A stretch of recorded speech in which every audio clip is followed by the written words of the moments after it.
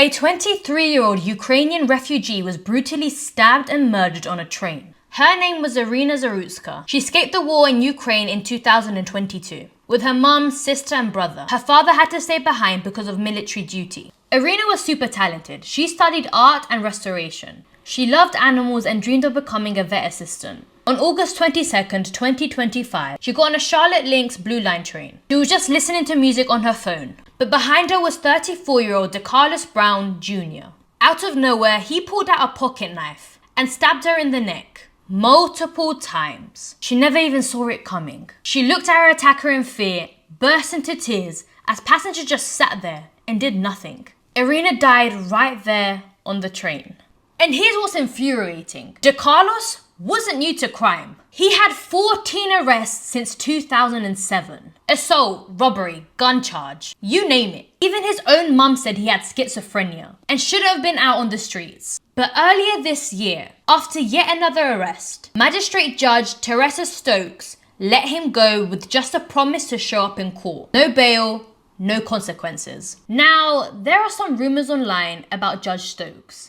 Allegedly, she may be connected to a recovery program that makes money off of offenders. Nothing proven, just speculation. After the murder, Charlotte's mayor put out a statement. Instead of naming Iryna, she talked about showing compassion for the mentally ill. People were furious, saying she ignored the victim. A few hours later, after the backlash, she changed her message. This time, she admitted the courts failed and that police arrest people only to just let them go. On September 8th, 2025, President Donald Trump posted online saying he saw the video, called the murder horrific, and said violent criminals like DeCarlos need to be locked up. His son Donald Jr. also spoke out, blasting people on social media for not paying attention to Iryna's death. Adding to the outrage, surveillance audio reportedly caught DeCarlos saying, "I got that white girl," right after the murder.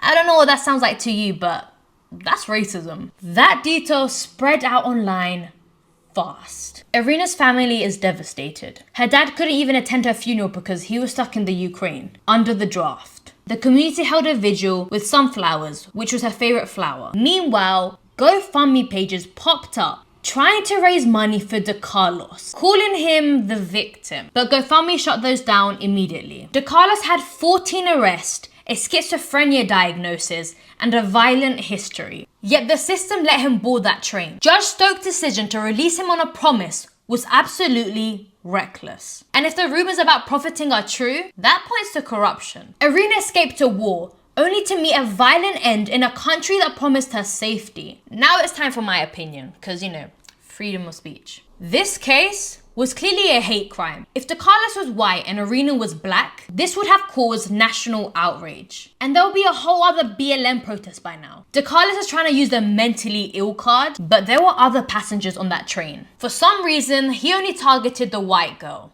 Now guys, my mum always tells me to stay aware of my surroundings. Don't have your back to strangers. Stay close to the nearest exit. And keep your distance. Also, avoid loud music that can distract you. There are far too many people like DeCarlos out there. Stay alert and stay smart.